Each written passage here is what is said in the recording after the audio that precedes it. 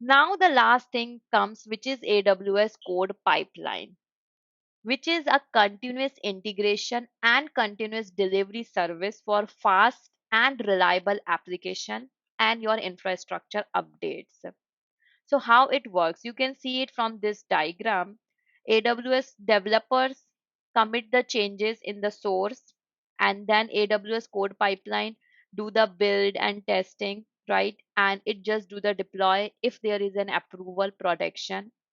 So this is your code pipeline uh, cycle life cycle. Basically it do everything, so it integrates with all your other services also, like cloud formation, and for the developer tools it integrates with AWS code build, code commit, code deploy.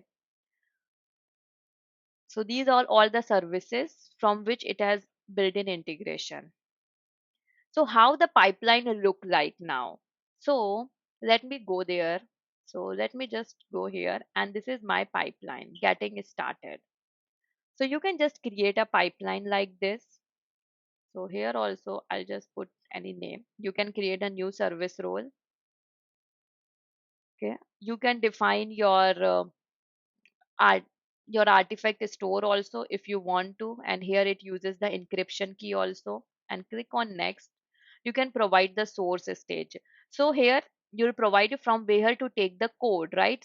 So you can say that AWS code commit. You can provide your details here, branch name, and all those stuff. And second, build. So if I skip this, okay, so now you can see that now I cannot skip this deploy stage.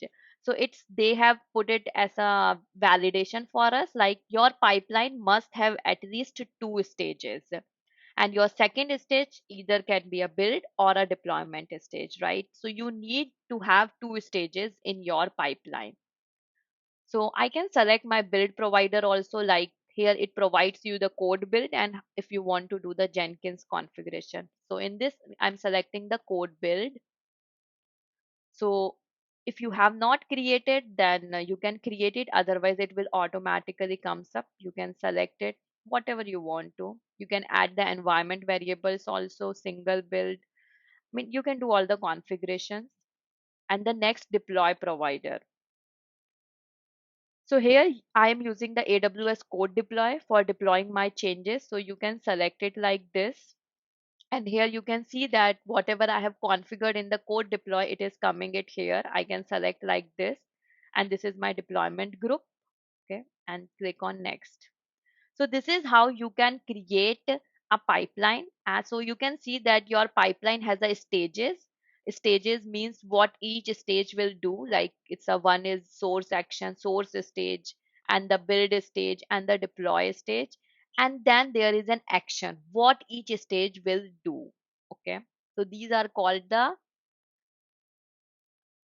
pipeline. And there is one thing, stage. A stage is a group of one or more actions, and important that each stage and the pipeline name, it must be a unique name, and action defines the works to perform on the revision. Okay. So let me go there now. So I'm not creating it right now, but yes, I can show you what I have already. So this is how your pipeline would look like, your source, your build, your deploy.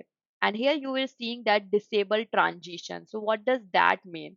So transition is just telling you after source go there, after this go there. If you disable it, then it will not deploy, it will not go to this stage until you enable it. So sometimes you have something and you build it, but you said okay, you deploy it on dev, but now you want to stop it just for any emergency things or something like that, you can disable the transition also. So, and the revision. So, what is revision? So, a change to your source code or your data, whichever is stored where, that is called basically a revision. Or a pipeline can have multiple revisions flowing through it at the same time, but a single stage can process one revision at a time. And you can see revisions here like this at the stage level, like this is all your revision.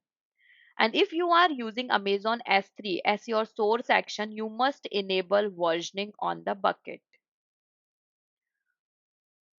Okay.